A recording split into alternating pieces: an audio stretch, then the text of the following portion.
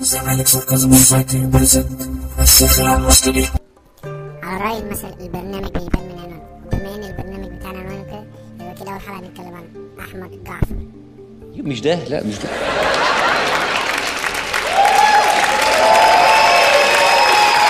هو ده.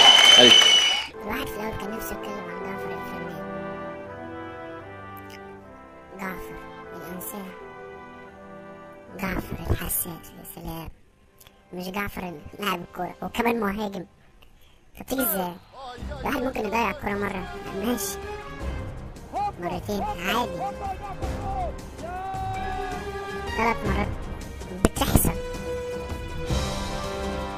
لكن رابع مرة بالشكل ده كده كتير. انت بتشوف صندل يا اخي، حتى الكورة دي تضيعها ازاي يا اخي؟ انت ايه؟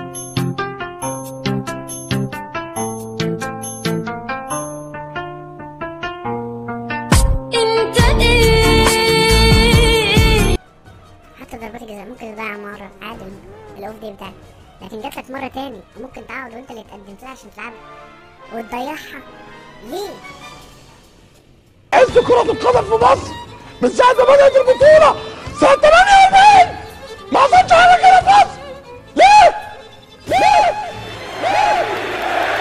حتى في كلامه فشخ المنطق، تحس ان واحد طبعا قدر الله ما شاء فعل، وزي ما قلت لك النهارده 3 بونت دول اهم شيء، والمكسب قبل 3 بونت، لان المكسب طبعا الاستمراريه بتاع المكسب بيدينا دفعه كمان للماتش الجاي ان شاء الله. ماتش ازاي يا جدع؟ الله العظيم. اللي يشوف لعبة احمد جعفر فرص كتير بيضيعها يعرف ان هو ما يطلعش غير واحد من 3، اما واحد بيرقص باليه، او واحد بيلعب مصارع روماني، او واحد تالت بيك.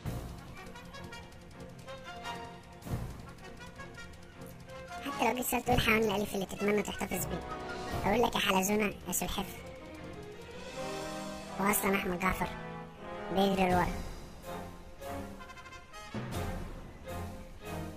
سألوا اللي نفسي الزملكاوي يسألوا أحمد جعفر الإنسان، يقول ليه جعفر مهاجم؟ وحشتني قوي، ما تيجي بقى، أنت فين؟ أحمد جعفر بيضة هزت عرش مصر.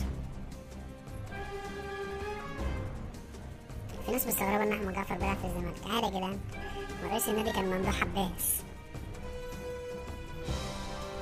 احمد جعفر شكله خازوق واحنا لبسناه.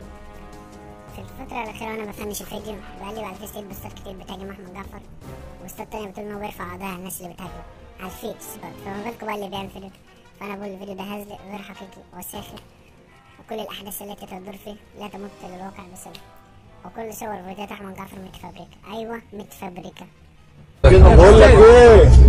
يعني هو حضرتك خايف منه؟ هو خلاص ما بقاش في الزمن ده حاجه دلوقتي كويسه؟ مش خوف والله ما خوف. امال ايه يعني؟ امال ايه؟ والله ما خوف. انا بكلمك بالله والله ده انا زي ما بقول لك ما خوف. امال ايه؟ والله ما خوف. امال ايه؟ انا بقول لك انا مش خوف. امال ايه؟ خلاص مش شريف. طبعا لو الفيديو عجبك يا ريت تعمل سبسكرايب على اليوتيوب ولايك وشير على الفيسبوك وفولو على تويتر. شكرا.